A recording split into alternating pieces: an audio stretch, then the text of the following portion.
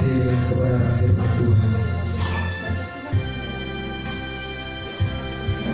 Sungguh indah tiada taranya, sungguh menakjubkan, sungguh ajaib untuk dimengerti, lebih dari semua yang ada. Nikmatmu tiada terselami, kasihmu kala tak terduga. Kau sungguh indah tiada taranya, mulia dan berkuasa.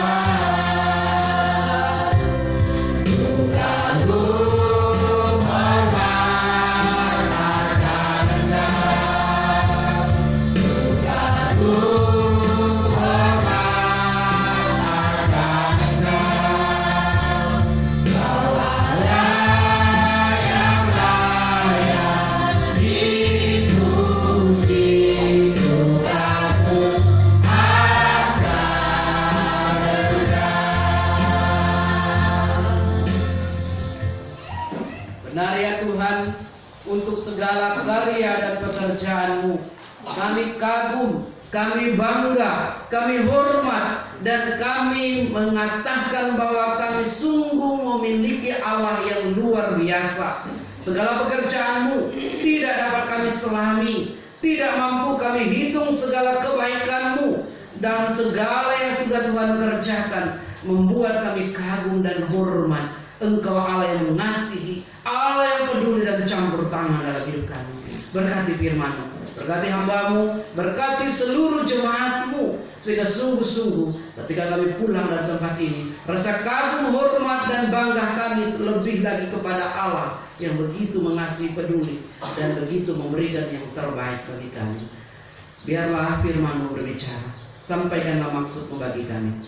Dalam nama Tuhan kami Yesus Kristus, Roh-Mu bekerja di tempat ini, di hati kami.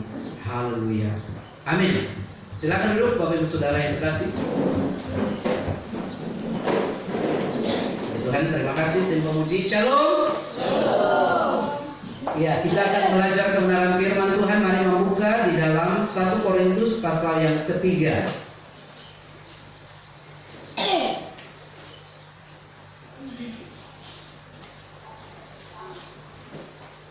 Ayat yang ke-18 sampai 23.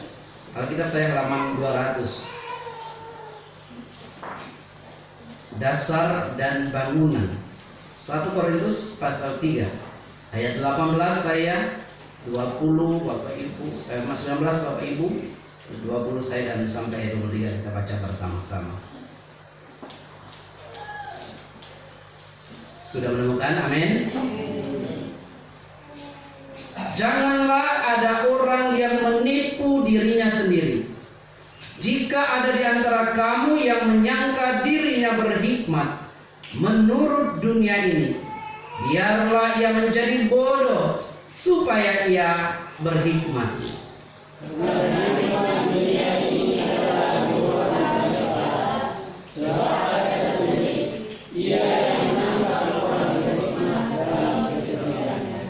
Dan di tempat lain Tuhan mengetahui rancangan-rancangan orang berhikmat, sesungguhnya semuanya sia-sia belaka.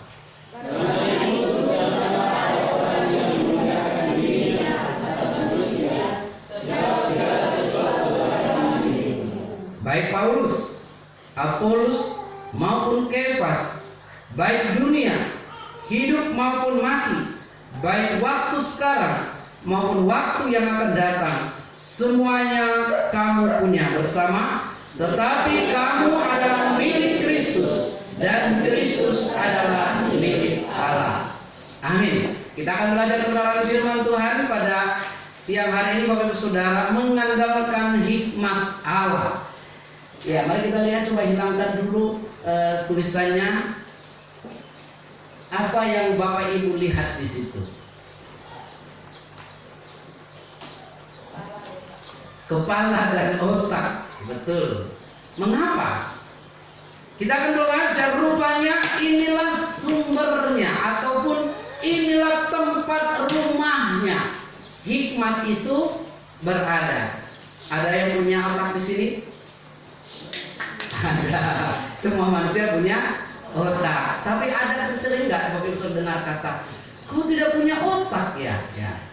Berarti mungkin tidak, ya, tidak berpikir, tidak bisa difungsikan. Nah, kita akan belajar, ya, kembali mengandalkan hikmat Allah. Pengertian hikmat yang pertama, Bapak Ibu Saudara, kita akan belajar. Hikmat dalam Alkitab bisa berarti pengertian. Ayat 39 ayat 17. Kebijaksanaan, kisah satu raja-raja, atau bijaksana.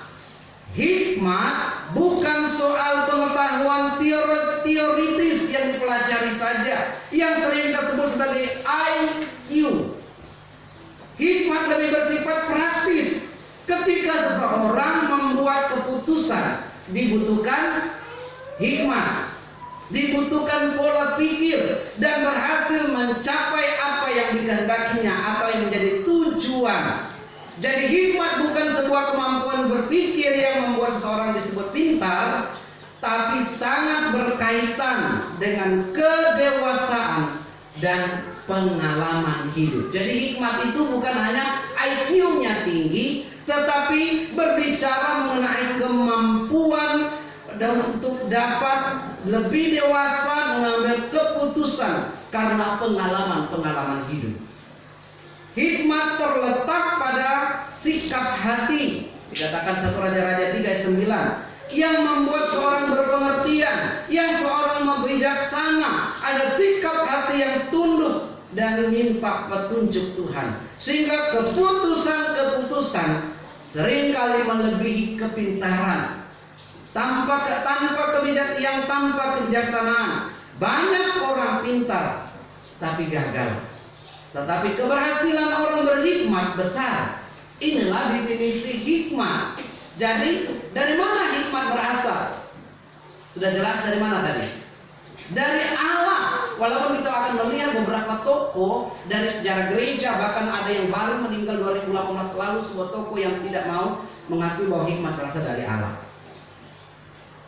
Bapak Ibu Saudara yang kekasih, karena hikmat itu berasal dari Allah, semua manusia diciptakan dari Allah, yang oleh karena dosa masuk di dunia ini, maka hikmat manusia dipengaruhi, telah jatuh. Kepintaran, akal budi, dan hikmatnya tidak selaras dengan keinginan Allah. Maka banyak orang berkata, dia bertindak tidak pakai otak. Jadi kenapa? Otaknya sudah error mungkin, atau bisa jadi tidak digunakan dengan baik. Namun dikatakan yang disebut dengan hikmat Allah adalah hikmat yang sejalan dengan ketetapan Allah.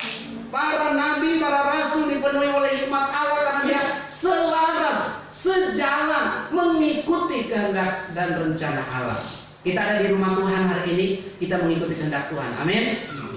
Jadi kita mulai belajar selaras dengan Allah. Kita belajar. Ya, berikutnya pada slide berikutnya kita melihat pada bagian ini Paulus telah menunjukkan bagaimana gereja harus dibangun berdasarkan hikmat Allah, bukan berdasarkan hikmat manusia. Tujuannya adalah untuk memerangi